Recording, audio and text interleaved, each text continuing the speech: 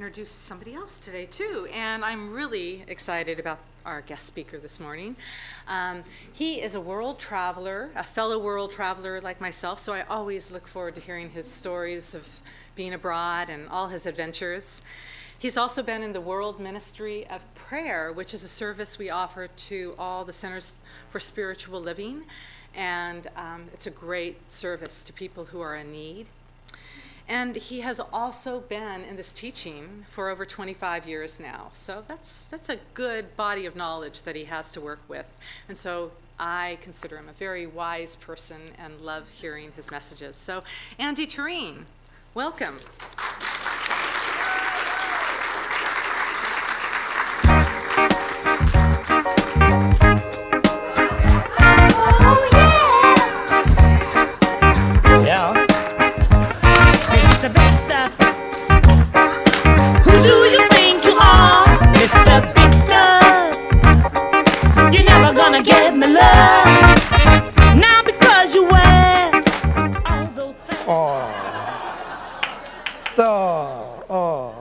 Well, that falls right into my talk this morning is, who do you think you are? So, one thing that I do know is I was going to get into this sacramental wine here, but Connie beat me to it. So, we'll just have to go with the water.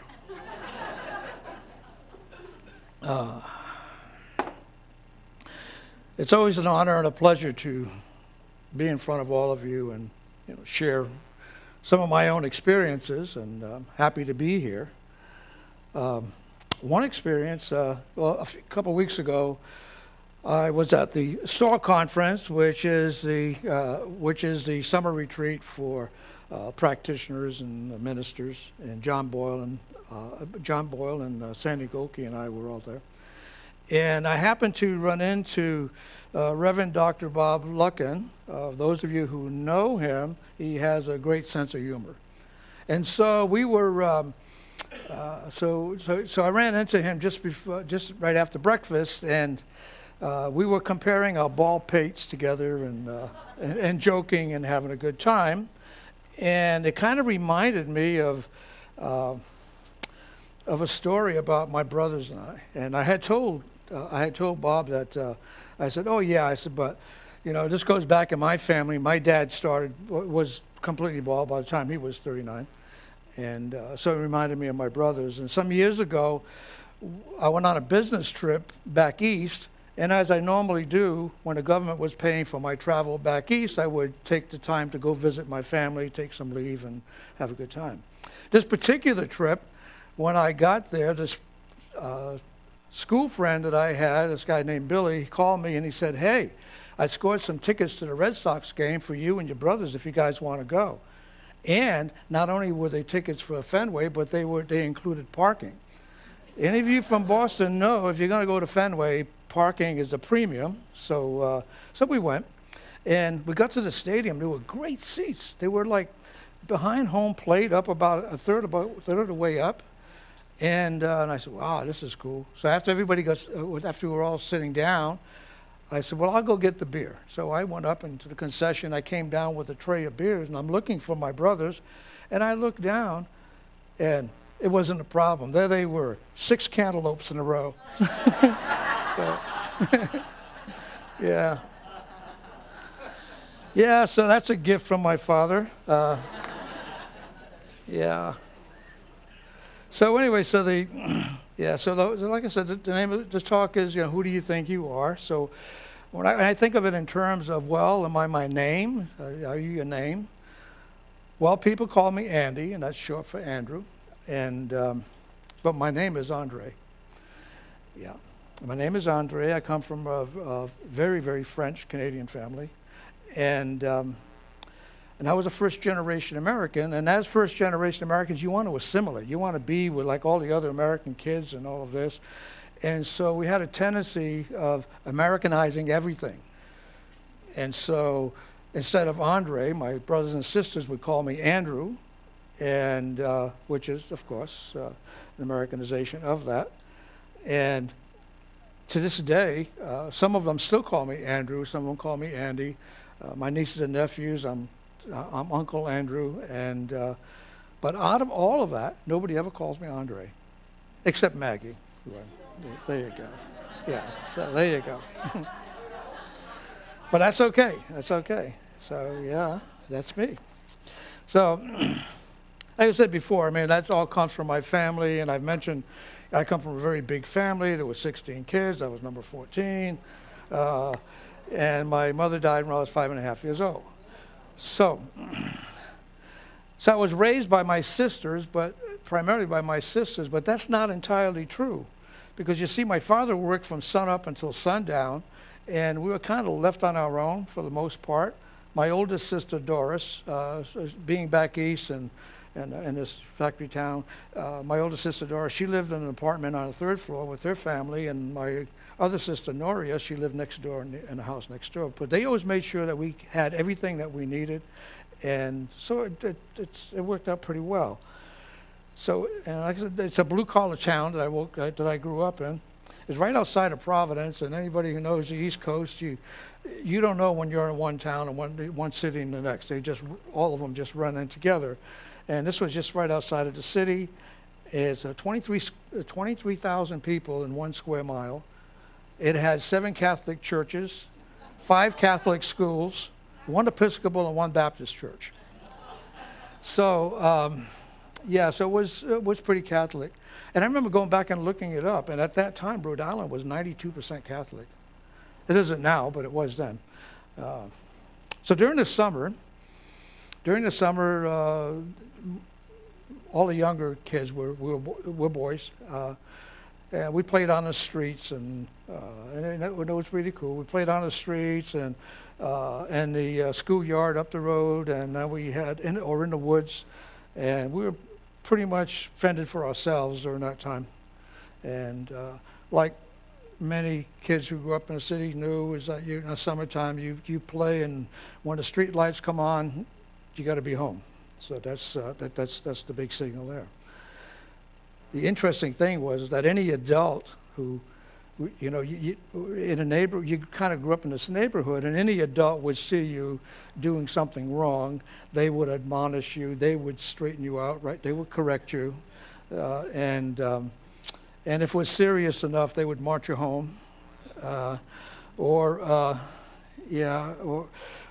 in my case, and it's interesting because they'd say, "Oh, you're a Turenne," and I say, "Yeah." Well, he said, "Well, you tell your dad I'll be over after supper to talk to him." So, yeah. But I mention all of this because it's really pertinent to what I'm going to be talking about, and it was something that was said in my home often by my older siblings, usually to me or my brothers, and it was, "Who do you think you are? Why would you say or do something like that? Pa's going to be awfully mad when he finds out." But from that, what I learned was that as soon as my dad came home, is that I would get him off in a corner and I would tell him that I did something wrong right away. And which came out pretty good because he would give me a lecture, but I rarely ever got punished for it. So what I learned was, honesty is the best policy, but do it first. Yeah. There you go. That works. So there was an unspoken rule in our household and with all of the kids. And we all learned it at a very young age. And that was that your name is Turenne, and you do not bring any shame or dishonor to this family or this name. You never bring any of that home. And so, we may not be rich, but we'll always be Turenne, and we'll always have our name. So I grew up knowing that I am a Turenne first and foremost. And as I mentioned before, my father left for work at sunrise, and he didn't get home until supper time, and sometimes a little bit later. So, and as a kid, I always saw him as, in what we say in French, un ouvrier. He was a laborer. He was just a worker. And so I always, and he was always tired and somewhat grumpy. And to me, it just was not much fun. So when I grew into adulthood, however, everything changed. I saw him completely different. He was an amazing man. He left school when he was 12 years old. He was in the 4th grade, and he went off to work in the lumber camps in the backwoods of Quebec. At 20, in 1906, he emigrates to the United States, and he goes to work in a textile mills in New England, like most people did that came down from Quebec. It was in Lowell. So in Lowell, Mass., he was a real quick study and a very hard worker. Pretty soon, he was always earning far more money than all of his peers. And back then, and I remember when I was talking to him, and back then when people in factories were making $7.50 a week, he was making $10 and $12 a week. So he was always really, really smart when it came to that. So my mother, who also came from Quebec, when she came to Massachusetts, they got married, and they immediately started a family, you can tell, with all those kids. So, yeah, it didn't take much time there. So, I should tell it. Nah, I won't tell that story. Anyway, I should? Okay. Well, okay, here's what it is. Later on in life, as I got older, I found out how come we had so many kids. And the reason was that my mother was hard of hearing. And so when they would go to bed at night, my dad would say, are we going to sleep or what? And she'd say, what? So there you go. Yeah. So my dad was, yeah. So he worked, when he came to Rhode Island, he worked different jobs, and he ended up working in construction. He started out as a laborer, and then this guy, he turns out that he comes out to be a brilliant self-taught carpenter and a cabinet maker. He also taught himself English, and he would read the newspaper every night. And when I was 6 or 7, I remember going to the local A&P grocery. You guys have that out here back then? It was A&P grocery store, and then and he was pulling me in my wagon, and we would get the groceries. He would load them up in there. Anyway, so everyone that we met on the street would say, "Hello, Mr. Turenne. Hello, Joe," and they would either in French or in English. And I realized then that everybody knows this guy, and he worked so hard. So here he was, this hardworking immigrant widower raising a house full of kids, and he was just known and respected all over town.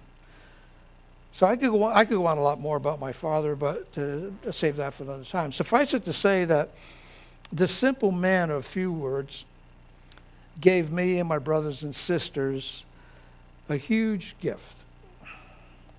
And those gifts resulted in lots of success and self-satisfaction.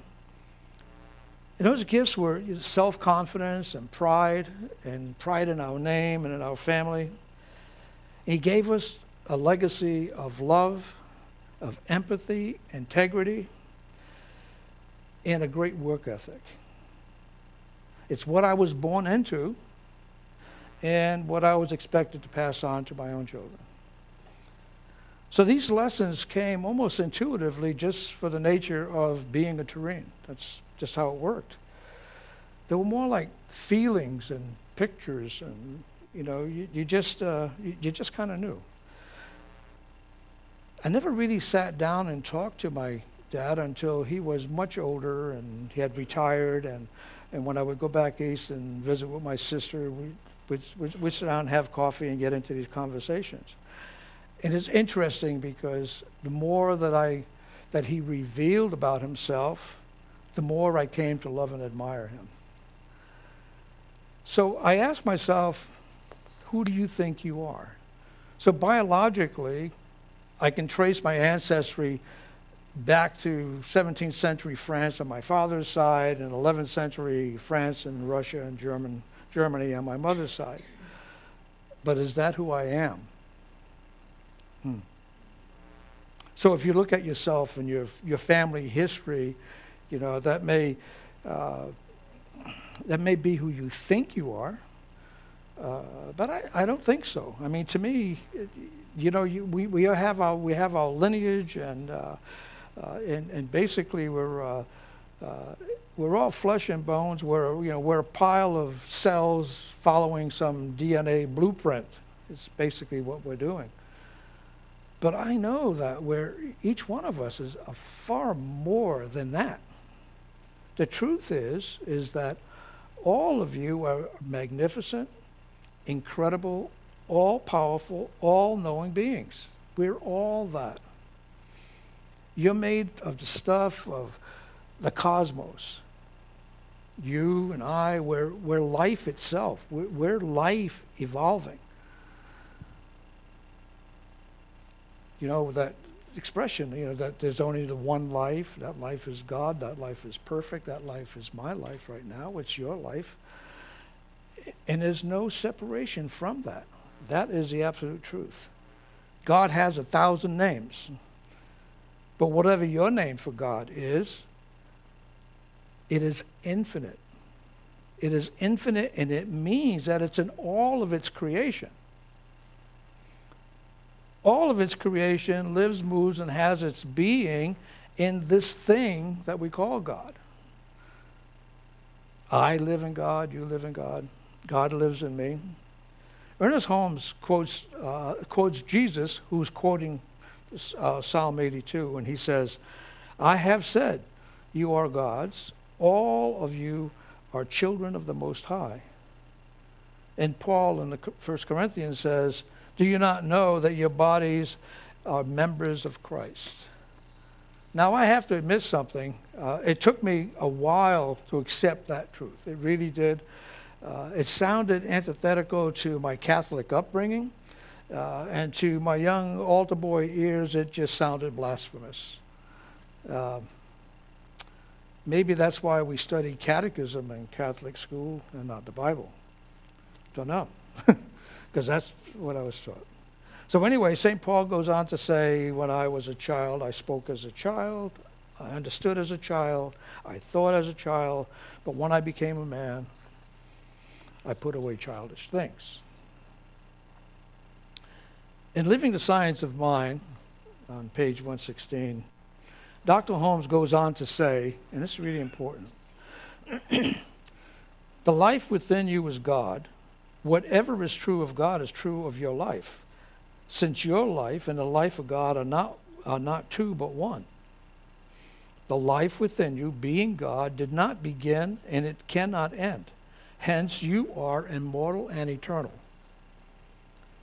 You can never be less, but must forever be more yourself as this life within you unfolds in your experiences, in your gathering of knowledge and wisdom. The God within you is unity and not duality. This unity is changeless, forever revealing itself to each. This is why the God who is already within, even though he is harmonious and perfect, has ever appeared as the God we believe in. You might say that the God within, being infinite, appears to each of us as the God we believe in. So that's pretty important, because it's whatever we believe is what is true for us, right? So whatever God that you were raised with, whatever that teaching that you were raised with, it's what you believe in is what that truth is. And we worship the God whom we believe rather than the God that is. He goes on to say that, therefore, whatever God you believe in, provided you believe this God is already in you, must respond to you at the level of your belief. This is why it is done unto each of us as we believe. So it kind of reminds me of, we teach affirmative prayer. We do treatment and all of this. And then, so always in the classes, somebody always asks, what's the difference between prayer and treatment and all of that. That aside, whatever your prayer is, whether it's a treatment or whatever, it's going to work. It's going to work if you believe it. It's going to work because it's what's inside of you that's going to give it the power and the energy. So, like, I remember in the first years of learning this here, and I still had that Catholic school upbringing and all of that, and that was kind of always, I was always wrestling with that. Oh, well, you know, prayer is supplication. Oh, please, if you do this, I'll do that, and all of that. But you know, the thing is, if it works, it works. What can I say? But I really like affirmative prayer because it is not begging or pleading. It's me making very clear in my mind and what I am, and that I'm co-creating this with that one power that's within me. So it makes sense. From the Big Bang, we've evolved to where we are right here, right now. There truly is only that one life, and that's, from what we know so far, that's where it sprang from. We are that life. We're evolution. We are expanding always. We are the same energy, the same vibration that is in all things. We are connected. And when we are vibrationally aligned with our desires, as Abraham says, you know, tuned in, tapped in, turned on, there is absolutely nothing that we cannot manifest in our lives. In fact, we know that we are manifesting all the time. We are manifesting what we believe about ourselves, what we believe about our life. We're playing out what is in our subconscious mind, playing out the stuff for some of us that was recorded years ago. In 8th grade, I was told by Brother Superior, the principal of my Catholic junior and high school, that I could not enroll in the college prep classes because I was not college material. I mean, that wasn't because I was stupid. In those days, it was purely social casting. Because I came from a relatively poor family. No one before me had gone to college. Not yet. In fact, my brothers and sisters, my generation of the family, since we were told the end, we were the first ones to start graduating high school and doing other things. Fortunately, the gifts that my father gave me were deeply, deeply etched in my mind. I went on to a very successful and very long career in the government, working with the Air Force. I went to college. I completed graduate studies at Yale University. And my brothers were equally successful. So what I'm saying is that what you are is just what you think you are. It is done unto us as we believe, and we all know that. What was instilled in me and what I came to believe about myself at an early age was far more powerful than the false beliefs that school principal or any other naysayers tried to put into my head as I grew up. Now, I have to remind myself of that because there are still some old beliefs written in that subconscious that occasionally pop up for me to deal with. There are moments of doubt. There are moments of, gee, I'm not good enough, I'm less than, whatever it is, that I need to deal with from time to time. But from this incredible teaching, from this philosophy, I've acquired tools that transcend those thoughts, that transcend those ideas, taking classes, having regular practitioner sessions, and consistent daily spiritual practice, they've all taught me to turn these things around. So I highly recommend any of you doing a daily spiritual practice, taking classes, seeing a practitioner when you have a need, and I guarantee you that you will create changes in your life that you've never thought possible. Now, I can easily answer the question, who do you think you are? What I know is that I am a child of the Most High. I am a manifestation of life itself. I am the proud son of Dolores Albertine and Joseph Azarias Turenne, who are watching over me and smiling at me right now. That's who I think, well, scratch that. That's who I know I am. Namaste. Thank you.